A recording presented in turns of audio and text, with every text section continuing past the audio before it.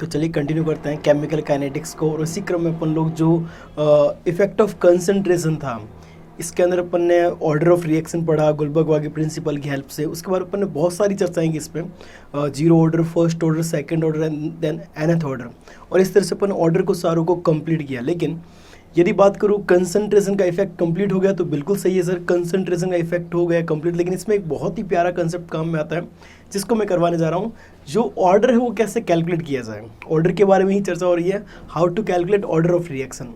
देखो आपका मतलब चाहे नीट का एग्जाम हो चाहे आईआईटी का एग्जाम हो, इसके अंदर एक क्वेश्चन जरूर रखा जाता है कि इस रिएक्शन का ऑर्डर क्या है। लेकिन आप कैसे बताओगे ऑर्डर क्या है, तो डिपेंड करता है गिवन डेटा पे, और गिवन डेटा के अकॉर्डिंग अपन लोग कुछ रूल्स है, कुछ मेथड्स हैं, उन मेथड्स के अकॉर्डिंग कौन सा मेथड अपने को काम में लेना है उसको अपन काम में लेंगे और उस तरह से उसका ऑर्डर ऑफ रिएक्शन बताएंगे। ठीक है, तो चलिए कंटिन्यू करते हैं। Methods to determine order of reaction chemical kinetics का बहुत ही प्यारा हिस्सा है जिसके अंदर क्वेश्चन बना ही करता है।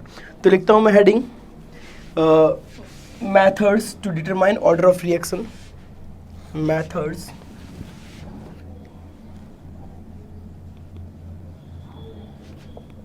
to determine order of reaction, किस तरह से ऑर्डर ऑफ रिएक्शन को कैलकुलेट करते हैं। अब सुनना, इसमें अलग अलग मेथड्स आएंगे, वन बाय वन एक एक करके मेथड्स लेंगे अपन लोग। जो मेथड सीख रखा है जिसमें से उसमें भी चर्चा करेंगे अपन लोग। सबसे पहला है इनिशियल कंसंट्रेशन मेथड। सबसे पहला है इनिशियल कंसंट्रेशन मेथड।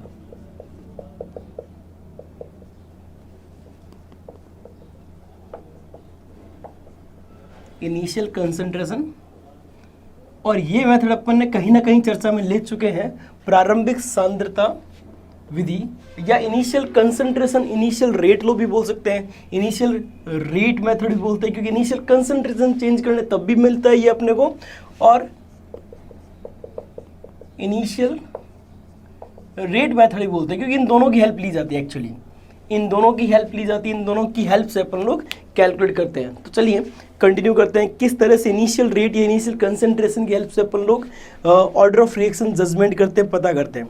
बिल्कुल आसान सा तरीका है, हालांकि इसको अपन ने कर भी रखा है। याद करो जब गुलबर्ग प्रिंसिपल फेल हुआ था तो अपन लोगों ने कहा था कि जो प्रैक्टिकल लॉ है वो प्रैक्टिकल डेटा से बना करता है। जो प्रैक्टिकल लॉ प्रैक्टिकल डेटा से बनता है तो किस तरह से बनता है उसकी चर्चा करने जा रहे हैं हम। और ये बोर्ड में भी एक क्वेश्चन बनाता है, अपना बोर्ड में भी एक जगह रखता है। आप यदि एनसीईआरटी के पीछे वाली बुक पे देखें वहाँ पे भी इसका क्वेश्चन मिलेगा आपको। तो किस तरह से आपको करना है मेथड के साथ और विद इन सेकेंड, दोनों तरीके बताऊंगा किस तरह से मेथड को अप्लाई करना, किस तरह से बोर्ड में काम करना, किस तरह से विद इन सेकेंड्स आपको काम करना है, दोनों चर्चा करने वाले हैं अपन लोग। तो चलिए मैं एक प्यारा सा एग्जांपल लेता हूँ जिसपे आप लोग ऑर्डर ऑफ रिएक्शन पता करेंगे। सिंपल सा, देखो हेडिंग क्वेश्चन यही चलने वाला है। एक रिएक्शन A + B कुछ प्रोडक्ट C बना रही है, और इसमें आपको A की और B की initial concentration they the, A और B की इनिशियल कंसंट्रेशन दे दी। इस इनिशियल कंसंट्रेशन के कॉरस्पॉन्डिंग रेट आएगी, वो भी इनिशियल रेट ही आएगी। ठीक है, अब ये जो डेटा है जो इनिशियल कंसंट्रेशन का, वो एक्सपेरिमेंट से मिला है। जैसे इसकी 1 मोलर रखा कंसंट्रेशन, इसका 1 मोलर रखा, तो R कुछ कंसंट्रेशन, रेट ऑफ रिएक्शन कुछ R है। ये प्रैक्टिकल डेटा है, पहला प्रैक्टिकल डेटा ये दिया। दूसरा डेटा दिया, इसका 1m रखा, इसका 2m किया तो रेट 4R आ गई। ठीक है भाई। थर्ड डेटा, इसको 2m किया, इसको 1m रखा, रेट 2R आई। फोर्थ डेटा दिया, इसको 2m किया, इसको 2m किया, 8R आ गई रेट। आपको इस तरह से बहुत ही सिंपल सा डेटा मिलेगा। यहाँ R की जगह कोई वैल्यू मिल सकती है, कोई बड़ी बात नहीं है। आपको सिंपल इस तरह से डेटा मिलेगा और आपको इस डेटा पे काम करना है और विद इन सेकेंड आपका आंसर आएगा। मैं दोनों तरीके से बताने वाला हूँ, एक तो वो मेथड जो बोर्ड में आपको अप्लाई करना है, और दूसरा वो तरीका जो ट्रिक से काम करो विद इन सेकेंड, बहुत ही जल्दी काम होगा। तो दोनों की चर्चा करेंगे, ध्यान रखना दोनों की चर्चा करते हैं। तो पहला मेथड लिखता हूँ जो बोर्ड में काम में आएगा 12th के अकॉर्डिंग। सुनना, जब भी आपको ये दे रखा हो, जो मतलब डेटा दे रखा हो, तो आप क्या करोगे, कुछ मान लोगे। आप इसका रेट लो, कुछ मान लो। आपको रेट लो में भी कोई आइडिया नहीं क्या है, तो मैं क्या करता हूँ, इसका रेट लो कुछ इमेजिन कर लेता हूँ। तो रेट लो इसका मान लिया R = K A to the power X and B to the power Y, ये मैंने एज्यूम कर लिया, मैंने मान लिया कि रेट लो ये रहता होगा, ठीक है। अब मैं क्या करता हूँ, इस x और y को कैलकुलेट कर लेता हूँ इस गिवन डेटा के अकॉर्डिंग, तो अपना रेट लो नहीं आ जाएगा क्या। तो पहले x डेटा के लिए काम करता हूँ। तो देखो मैं पहले जो अलग अलग डेटा दे रखा है, first data, second, third, fourth, इन डेटा में सबसे पहला डेटा यूज लेता हूँ, पहला डेटा जो दे रखा है वो यूज लेता हूँ। तो इसमें मैं क्या करता हूँ, रेट क्या दे रखी है, आर ही दे रखी है, रेट की वैल्यू आर है, रेट कॉन्स्टेंट पता नहीं क्या है, 1 की पावर एक्स कंसेंट्रेशन ए की ये दे रखी है, और 1 की पावर वाई इसकी कंसेंट्रेशन ये दे रखी है, ठीक है। जब वैल्यूज पुट की तो r बराबर k, इससे मेरे पास k की वैल्यू नहीं आ गई क्या, k की वैल्यू r ही आ गई है, ठीक है। इसको मैं आगे काम में लूंगा। अब मैं जाता हूँ सेकंड डेटा की तरफ, सेकंड डेटा को एनालाइज करता हूँ। तो ये 1m है, ये 2m है, तो यहाँ पर 1m पुट करूंगा, यहाँ 2m पुट करूंगा, k की वैल्यू अपने पास पड़ी ही है और r की वैल्यू अपने को दे रखी है। यहाँ पर रेट कितनी आई, 4r, इसमें रेट कितनी आई, 4r, क्योंकि इस इंस्टेंट पर सेकंड डेटा में रेट 4r दे रखी है। रेट कांस्टेंट k की जगह k पुट कर दिया। इनिशियल कंसंट्रेशन क्या है भाई, यहाँ पर 1 की पावर x हो गया और 2 की पावर क्या आ गया, y, ओके। तो इसको थोड़ा और सिंप्लीफाई करता हूँ, यहाँ पर रेट कांस्टेंट की वैल्यू r है, पुट कर देता हूँ, 4r is equals to r, rate constant की वैल्यू पुट की 1 टू द पावर x, ठीक है। और 1 टू द पावर x को चाहो तो 1 लिख दो, कोई दिक्कत नहीं है, और 2 द पावर y, r से r कट जाना है। तो 4 is equals to the power y। अब मैं एक बात देखो, क्या इस 4 को 2 द पावर 2 नहीं लिख सकता क्या, is equals to the power y, same base तो पावर भी सेम हो जाएगी। तो मैं क्या लिख दूंगा, इससे y की वैल्यू कितनी आ गई, 2 नहीं आ गई क्या, चेक करो चेक करो चेक करो, इससे y की वैल्यू 2 नहीं आ जाएगी क्या। अब मैं क्या करता हूँ, डेटा थर्ड को यूज लेता हूँ, डेटा थर्ड के अकॉर्डिंग काम में लेता हूँ। रेट कितनी है डेटा थर्ड में, 2r, रेट आ गई 2r, rate is equals to rate constant k है जो अपन ने कैलकुलेट कर ही रखा है। उसके बाद इसकी कंसंट्रेशन क्या है, 2, ओके। तो 2 की पावर x, क्योंकि x की a की कंसंट्रेशन की पावर x है और b की कंसंट्रेशन 1 है, तो इसकी पावर y, b की कंसंट्रेशन थर्ड डेटा में 1 है, ठीक है। तो k की वैल्यू r ही रख देता हूँ, क्या दिक्कत है, ये से कट जाना है, ठीक है। और 1 की power y that is 1, okay. 2 is equals to the power x, ठीक है। अब मैं क्या बोलता हूँ, क्या बेस सेम है तो पावर सेम नहीं होनी चाहिए क्या, तो x की वैल्यू कितनी आ गई, 1। तो यहाँ से रेट लो क्या बन जाएगा, यहाँ से रेट लो क्या बन जाएगा, r is equals to k a to the power 1 and b to the power 2, ये आपका रेट लो बना है। और यही rate law within second बनने वाला है, यही rate law within second बनने वाला है। बनाए इस रेट लो को, देखना विद इन सेकेंड कैसे बनता है। देखो मैं कैसे काम करता हूँ, मेरी ट्रिक क्या है, मेरी तरीका क्या है, सुनेंगे सब लोग। मैं एक और क्वेश्चन करवाऊंगा, आप ट्रिक से ही करोगे, मेथड से नहीं। 12th वाला मेथड चलो इसको किस तरह से किया है आप लोग ध्यान में रखना, लेकिन ट्रिक से आप लोग ट्राई करेंगे, ठीक है। एक और क्वेश्चन देने वाला इसके बाद, उसमें हो जाए तो एक और देने वाला उसके बाद, एक जो घर के लिए दूंगा, ठीक है। चलो कंटिन्यू करते हैं। देखो मैं क्या करता हूँ, मुझे जब भी इस टाइप का क्वेश्चन मिलता है तो मैं पहले इसकी पावर x मान लिया करता हूँ, इसकी पावर y मान लिया करता हूँ, एज यूजुअल जैसे मैंने वहाँ पर काम किया है, ठीक है। सबसे पहला तरीका कि मैं या तो x को कैलकुलेट करूंगा या y को कैलकुलेट करूंगा, और यदि z होता तो z को कैलकुलेट। जब भी मैं किसी एक के कैलकुलेशन पे जाता तो जिसको कैलकुलेट कर रहा हूं उसको तो मैं चेंज करता कंसंट्रेशन में, और जिसको कैलकुलेट नहीं कर रहा उनको कांस्टेंट रखता, जो भी दूसरे बच गए। तो मैं पहले x या y में से किसको भी कैलकुलेट कर लूँ, मैं x को कैलकुलेट कर रहा हूँ। तो x को जब भी कैलकुलेट करूंगा तो x को चेंज होता हुआ देखना है मेरे को, x को क्या देखना है, चेंज होता हुआ देखना है। आगे बात समझ में, x को क्या चाहता हूँ, चेंज होता हुआ देखूँ, ठीक है। और y को सेम होता रखना है मेरे को। तो ये डेटा में कौन सा उठाया जाए जिसमें y की कंसंट्रेशन सेम रहे और x की ही चेंज हो। तो पहले दूसरे में देखो x चेंज नहीं हो रहा, पहले तीसरे में देखो अच्छा x चेंज हो रहा है, ठीक है, और y देख लो सेम रख रहा है। तो मैंने पहले और तीसरे डेटा पे एनालिसिस काम करना स्टार्ट किया।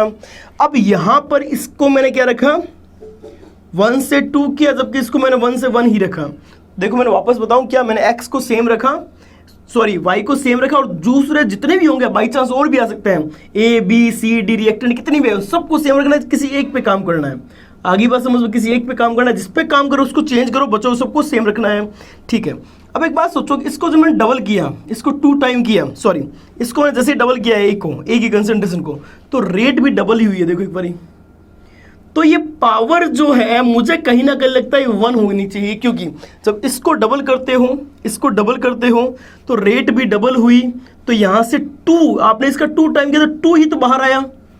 बाई चांस यहां पर पावर 2 होती तो इसको डबल करने पर रेट 4 टाइम्स नहीं हो जाती, क्योंकि बाहर 4 निकलता। बाई चांस यहां पर आप रेट 4 टाइम होती, बाई चांस तो रेट 4 टाइम तभी हो पाती जब यहां पर 2 होता, क्योंकि आपने कंसंट्रेशन 2 टाइम किया तो स्क्वायर होता तो बाहर 4 नहीं निकलता क्या। बाई चांस एक और चीज, इसको 2 टाइम करिए 8 टाइम हो गया तो यहां पर पावर 3 नहीं रही होगी क्या, तभी तो 2 का पावर 3 बाहर निकला होगा, दैट इज 8। बात समझ, मैंने क्या किया, मैंने क्या दिमाग लगाया कि इसको 2 टाइम करने पर यदि रेट भी 2 टाइम होती, क्योंकि रेट का एक्सप्रेशन जब भी आप देखोगे ना, जब भी आप देखोगे तो a to the power x b to the power y, तो इसमें आप देखोगे तो कंसंट्रेशन जो चेंज करते हो, जितना टाइम्स चेंज करते हो, वो जो पावर होती है उतना टाइम्स बाहर नहीं आ जाएगी क्या, रेट उतने टाइम्स नहीं हो जाएगी क्या। तो मैंने क्या बोला कि यदि 2 टाइम्स किया तो यहां पर पावर 1 रही होगी, तभी तो 2 का 2 एज इट इज बाहर आ गया, यहां पर 1 रहा होगा, तभी तो रेट जो है 2 टाइम्स होगी। देखो तो इसका मतलब यहां पर पावर 1 रहा है, इसको 2 टाइम करने पर रेट भी 2 टाइम हुई, सेम रखते हुए y को, तो इसका पावर 1। अब दूसरा देखना, जब मैं y पे कैलकुलेशन कर रहा हूं, तो मैं x को सेम रखूंगा, तो मेरे कौन सा डेटा से रखना चाहिए, 1 और 2 से चल जाएगा काम, फर्स्ट एंड सेकंड डेटा से काम हो जाएगा। तो देखते हैं, फर्स्ट और सेकंड डेटा मैंने इन दोनों को तो सेम रखा 1 1, लेकिन इसको डबल किया मैंने, तो आप देखो रेट 4 टाइम हुई है, चेक करो। इसको डबल कर देने पर, इसको सेम रखते हुए यदि रेट 4 टाइम है तो गारंटी यहां पर 2 की पावर 2 रहा होगा, यहां पावर 2 रहा होगा, तभी तो जब 2 बाहर आया तो 2 की पावर 2 बन के बाहर, तभी तो 4 हुआ। बाई चांस ये 8 टाइम्स होता तो पावर 3 होती, तभी तो 2 की पावर 3 बाहर आती, क्योंकि ये पावर का इफेक्ट जितने टाइम आप करते हो उतने टाइम पावर में आना चाहिए। तो आपने इसको जब 2 टाइम किया, तो रेट कितने टाइम होगी, 4 टाइम, इसका 2 पावर होगी, तभी तो 2 की पावर 2 बाहर आया टाइम्स में, रेट के एक्सप्रेशन में इतने टाइम हुआ है। तो ऑब्वियस बात है कि जब आपने रेट को कंसंट्रेशन को 2 गुना किया तो रेट 4 गुना हुई, 4 गुना 2 की पावर 2 गुना हुई है, तो यहाँ पर पावर 2 रहा होगा और 2 बाहर आया होगा, तभी तो रेट 4 टाइम हुई है। तो उम्मीद करता हूँ आपको समझ में आया होगा, फिर भी नहीं है, एक और एग्जाम्पल करके देखते हैं, इसमें और मज़ा आएगा। चलो एक और एग्जाम्पल करके देखते हैं, ठीक है। चलो ये नोट कर लें आप, a की x1 आ गया, y 2 आ गया, एक और करके देखते हैं सिमिलरली इसी मेथड से, ताकि अपने को मज़ा आए, कर पाए अपन लोग काम, ठीक है। चलो एक और क्वेश्चन देता हूं, आप लोग ट्राई करें, a प्लस बी प्लस सी से d बना रहा हूं, कुछ चेंज किया इस बारे में मैंने। अब सुनना मेरी बात, a की इनिशियल कंसंट्रेशन, b की इनिशियल कंसंट्रेशन और c की इनिशियल कंसंट्रेशन, और इनका करस्पॉन्डिंग रेट क्या है वो लिखता हूं मैं, ठीक है। पहला डेटा दे रखा है, इसको 1m रखा, इसको भी 1m रखा। आपको कभी भी कॉम्प्लिकेटेड डेटा नहीं देगा, बड़ा ही सिंपल और आसान डेटा देगा वो, आर आ गई, ठीक है। दूसरा मैंने जो फर्स्ट वाला था, इसको 2m किया, इसको 1m रखा, इसको 1m रखा, तब भी रेट आर ही रही। थर्ड डेटा मैंने इसको 2m रखा, इसको भी 2m किया, 2 मोलर किया, इसको 1m रखते हुए, तो रेट 4r हुई, ठीक है। नेक्स्ट फोर्थ डेटा, इसको मैंने 1m रखा, सॉरी यार गलती से आ गया, मोलर है, इसको मैंने 1m रखा और इसको मैंने 1m रखा और इसको मैंने 2m किया, तो रेट हो चुकी थी, चलो इस थोड़ा सा और अच्छा बनाते हैं क्वेश्चन को, तो रेट आ चुकी थी 16r। चलो तो अब बताओ इसका रेट लो क्या बनेगा, मज़ा आएगा, करो ट्राई। इसका रेट लो क्या बनेगा, मैं ट्राई करूं, देख लो, सोच लो, सुन लो, यदि ये भी नहीं होता तो इसके बाद एक और प्रैक्टिस करवाऊंगा, ठीक है। देखो तरीका क्या है, अब मेरे को 3 वैल्यूज़ काउंट करनी है, 3 वैल्यूज़ पे काम करना है, इसकी पावर x, y और z, इन तीनों पे काम नहीं करना क्या। आप सोचो कि मुझे जब x पे काम करना है तो x को मैं चेंज करूंगा और सब कुछ सेम रखूंगा, तो फर्स्ट एंड सेकंड डेटा से काम नहीं हो जाएगा क्या, फर्स्ट एंड सेकंड डेटा से काम कर लूं, तो ये देखो, ये तो मैंने कहा सेम, ठीक है जी, और सॉरी ये किया मैंने डबल और इनको रखा सेम। अब सोचो कि इसको डबल करने में रेट में कोई इफेक्ट नहीं पड़ा, इसकी पावर 0 है भैया, कोई इफेक्ट नहीं पड़ रहा। चलो नेक्स्ट देखो, मैं y पे काम कर रहा हूं, तो y जो है वो चेंज होना चाहिए और सब सेम। ये सेम और ये डबल काम हो जाएगा। वैसे भी इसकी पावर 0 आ गई ना, तो अब इसको सेम रखो नहीं रखो कोई फर्क पड़ेगा भी नहीं। अच्छी बात तो ये कोई फर्क नहीं पड़ता, ठीक है भाजी। देखो इसको डबल किया, इसको सेम, इसको सेम, इसको डबल करने पर रेट 4 टाइम्स हुई, इसका पावर 2 से बाहर आया होगा, सही है। नेक्स्ट देखो और अच्छा, अब मुझे क्या करना है, इस पे काम करना है, जेड पे काम करना है। तो जेड पे कैसे काम कर सकता हूँ, देखना जरा जेड पे कैसे काम करता हूँ। ये समझ में आ गया ना, ये डेटा समझ में। इसमें यहाँ काम किया, यहाँ पर ये सेम रखते हुए, ठीक है। तो इसको डबल किया तो ये y की वैल्यू 2 आई गई, ठीक है। अब बात करते हैं z के लिए। तो z के लिए मैं क्या करता हूँ, ये दोनों सेम, इसमें एक ही टेंशन नहीं क्योंकि इसकी पावर 0 है, टेंशन इसकी है, इसको सेम रखना है, ये तो कोई फर्क ही नहीं पड़ता। इसको सेम रखना है, इसको चेंज करना है। तो ये चेंज देखो यहीं हो रहा है, ये सेम रह रहा है, इससे कोई फर्क ही नहीं पड़ रहा। अच्छी बात है ये तो मैं क्या करता हूँ, मैंने इस डेटा से एनालाइज किया, इसको मैंने किया डबल, ठीक है। जब मैंने इसको डबल किया तो रेट देखो कितने टाइम, 4 टाइम नहीं हुई क्या, इसको सेम, इससे कोई इफेक्ट नहीं है। तो यहाँ पर y भी कितना आ जाएगा 2। ओवरऑल रेट ऑफ रिएक्शन जो है, सॉरी रेट लो जो बना है रिएक्शन का, वो क्या बन जाएगा, R equals to K a to the power 0 b to the power 2 and c to the power 2। समझ आई बात। इससे ये एक रेट लो बना a to the power 0 2 and 2। एक और ऐसा क्वेश्चन करें, देखो आप लोग बहुत जल्दी इतने एक मेथड से करो, बहुत टाइम लग जाएगा। ये बोर्ड में ठीक है, लेकिन ये बहुत ही सिंपल तरीका है।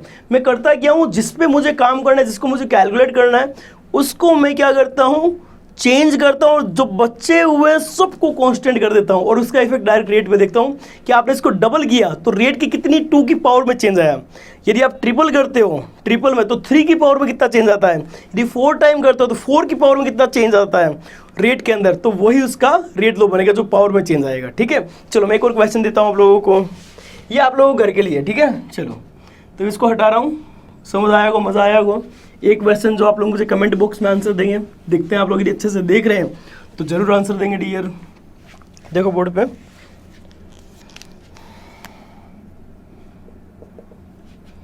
सिंपल सा एग्जांपल है, कोई रिएक्शन हो रही है a प्लस बी से c या d कुछ प्रोडक्ट बना दो, ठीक है। a की कंसंट्रेशन, b की कंसंट्रेशन और c की कंसंट्रेशन, यहाँ पर रेट आ गई, ठीक है जी। चलो अब मैं क्या कर रहा हूँ, इसका 1 मोलर लिया, इसका 1 मोलर लिया, इसका 1 मोलर लिया, ठीक है। पहला डेटा दे रखा है, दूसरे डेटा में इस टाइम पर रेट कुछ 2R आई, डन। इस टाइम पर रेट क्या आई, कुछ 2R वैल्यू आती है। अब मैंने क्या किया, इसको मैंने 2 टाइम किया, इसको मैंने A को 2 मोलर किया, इसको 1 मोलर, इसको भी 1 मोलर रखते हो तो रेट R हो गई। बड़ा अजीब सा मिला, इसको 2 टाइम करना रेट हाफ टाइम हो गई, ऐसा क्या हो गया। चलो चेक करना आप लोग। फिर मैंने क्या किया, इसको मैंने 2 मोलर रखते हुए इसको 2 मोलर किया और इसको 1 मोलर रखा तो रेट 4R हो गई। और फोर्थ मैंने डेटा दिया, इसको 2 मोलर रखते हुए और इसको 1 मोलर रखते हुए इसको 2 मोलर किया तो रेट 8R हो गई। तो मुझे बताओ इसका रेट लो क्या बनेगा। बड़ा ही प्यारा क्वेश्चन है ये, और करोगे तो बहुत मज़ा भी आएगा, ठीक है। तो देखना, बताना, इसका नेट ऑर्डर भी बताना, ठीक है। कमेंट बॉक्स में देना आंसर, मज़ा आएगा। और ये बहुत प्यारा क्वेश्चन होता है, इसके लिए अलग से सिर्फ इनिशियल रेट लो पे अपन एक वीडियो बनाए। इसके बाद 3 मेथड्स और हैं, उस पर अलग से काम करेंगे, लेकिन ये मेथड सबसे इंपॉर्टेंट, इसलिए 3 क्वेश्चन डिस्कस किए हैं और ट्रिक्स से भी किए हैं, बोर्ड वाले मेथड से भी किए हैं। तो आप लोग प्लीज़ इसको अच्छे से करें, ध्यान से करें, उत्साह बढ़ाने के लिए शेयर भी करें, सब तक पहुँचाएँ, क्योंकि बहुत कुछ हो चुका है यार, बहुत कुछ करवा दिया गया है। इतना हो चुका है कि एक बच्चा अच्छे से प्रिपेयर कर रहे हैं नीट और IIT के लिए, इतना हो चुका है। और रही बात क्वेश्चन प्रैक्टिस की, तो आप डायरेक्ट कांटेक्ट कर सकते हैं मेरे से कि किस तरह से आपको सजेशन के लिए, किस तरह से आप IIT के लिए प्रिपेयर करें, किस तरह से नीट के लिए प्रिपरेशन करें। तो बस लगे रहो, क्योंकि थोड़ा कोरोना की वजह से दिक्कत है, थोड़ी परेशानी है लोगों को, उन तक एजुकेशन नहीं पहुँच पा रहा है। तो प्लीज़ उन तक पहुँचाएँ ताकि वो सीख पाएँ। Thank you so much for watching.